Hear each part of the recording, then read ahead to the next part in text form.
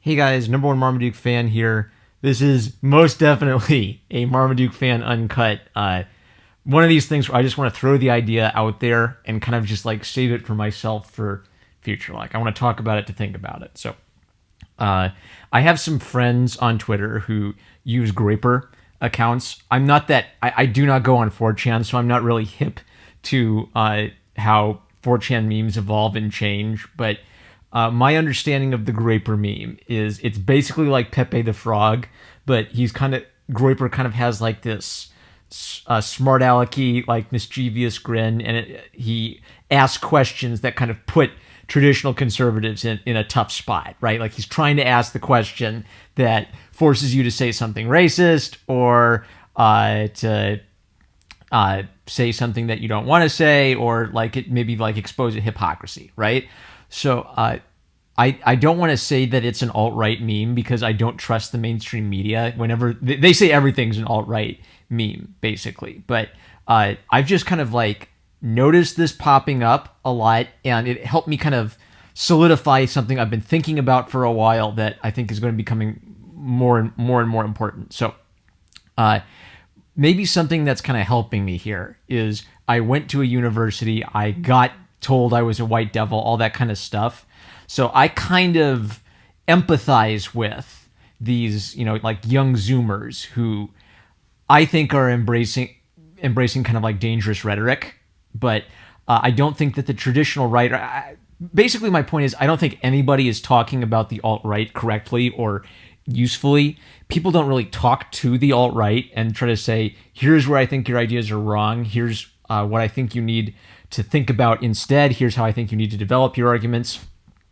They're obviously very scared to like touch any topic brought up by the alt-right, and I think conservatives especially are afraid to do that because they're like whipped children. They are so scared of being called a racist, sexist, homophobe, bigot, misogynist that they don't want to be anywhere near their alt-right with a 10-foot pole. And I think partly there's a partially rightful reason for that, which is you don't want to form a political movement with people who fundamentally disagree with some of your principles. But one of the reasons I've been worrying about this is, if you went back a year and asked me how big a problem do I think white nationalism is, I'd have said it's a problem that's just blown up by the mainstream media. They can't wait to have, excuse me, and all the mainstream media and the Democrats love the alt-right. They love white nationalists. They love Charlottesville. They cannot wait to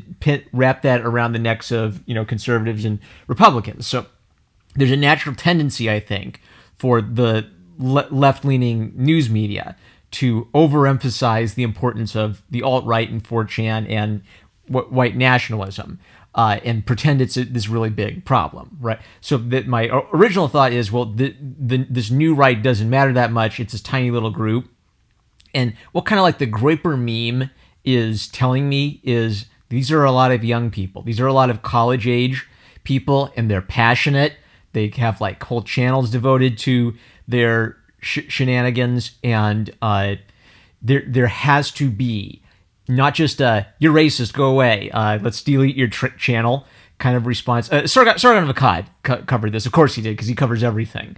But what I like old Sargon of Akkad content better. I feel like he's kind of gotten into a groove where he just makes 1,000 videos on little topics, and some of them are pretty repetitive. But something that Sargon has added to the conversation that I'll always appreciate is the need to sympathize with young men who have, I think, bad ideas, and not immediately ban them or destroy their lives or get them or cancel culture them. And shun them, destroy them, delete their YouTube channels, delete their Twitters. None of their ideas are going to be changed by that. If anything, people who get their YouTubes and Twitters taken down, they feel vindicated. They feel strong.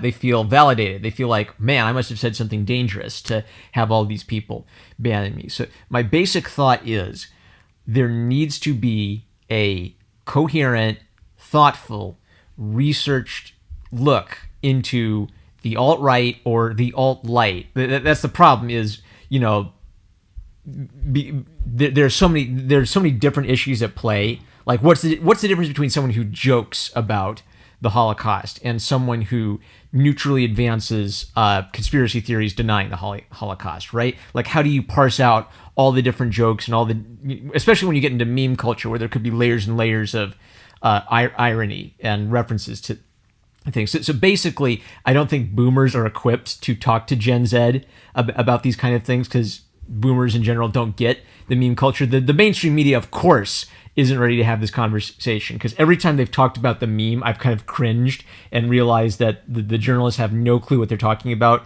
the meme culture. Okay, so what I basically want to do kind of connects to a separate but maybe parallel problem I've seen, and that's, like feminism and MGTOWs. One of the reasons I think MGTOWs have become so popular, one of the reasons I think Jordan Peterson has become so popular is there are clearly tons of young men who feel displaced, who feel hopeless, who feel like there is no culture and no opportunities for them. And if academic feminism hears about this, and that why have I never, in all of my readings of feminism, ever seen an academic feminist like talking seriously about the MGTOW issues and maybe like trying to speak to MGTOWs, trying to reach across the aisle to MGTOWs and encourage them to come over to our philosophy? Well, I think it's because feminist philosophy just doesn't work with these concerns. You can't talk to young men about these kind of real concerns without having to put aside sort of the old intersectionalist ideological framework that they've been building up for so long, so that means they just repeat the same old tired stuff over and over and over and over and over again. And young men going to these schools, they never hear anyone in a position of power over them speaking into their lives, speaking to the issues that matter to them. So when a Jordan Peterson comes along and he says like really basic stuff like clean your room, if don't be at the bottom of the dominance hierarchy, try to delay gratification, right? That's stuff that the teachers and the school system should be inculcating in young people, that it just isn't because it's obsessed with this new progressive project. And so when someone finally comes along and speaks to them, they gravitate towards that. So I basically see like MGTOW is going to be something that's growing and growing and growing because it's a inevitable response to feminism and the change in male roles in our culture. And what I'm concerned about is until there is a vigorous, intellectually honest take on the alt-right, the alt-right is going to keep growing and growing and growing and growing because people are going to go on the internet, they're going to go on 4chan, they're going to see the memes, and they're not going to hear the comeback. They're not going to hear the thorough response to it. Now, I still think that the left is by which I mean the social justice intersectional left. I think that's the bigger problem for the country. In some ways, I think the intersectional left is helping to create the kind of Zoomer, Groyper right, or the alt-light, or the alt-right. I see a lot of these young movements as a reaction against that, because obviously, if their parents are feminists, like their mean feminist mom, and all their teachers are that, then for them, rebelling against that left-wing culture means embracing kind of like an edgy, right-wing attitude. Until there is a good response to their questions, this movement, whatever the Groyper movement is, it's going to get more and more popular. Boy, this is tough. So I really feel for these young men. I'm concerned that we're going down a dark road in this country, and the only solution is platforming people and having conversations, including you have to have conversations with people who have bad ideas, who may even like advocate immoral things that bother you, things that make you angry. But if you don't try to intellectually engage them, the problem's just going to get worse and worse. That's the point. I have debated myself a lot with whether I should just seriously try to do a deep dive on the alt-right, because I don't trust the entire American academic system to do a proper job debating and refuting the alt-right, because I believe for all of the leftists, they're not really interested in doing that. To the left, the alt-right is too useful as a weapon to call their opponents racist, which they always do, and a part of me sympathizes.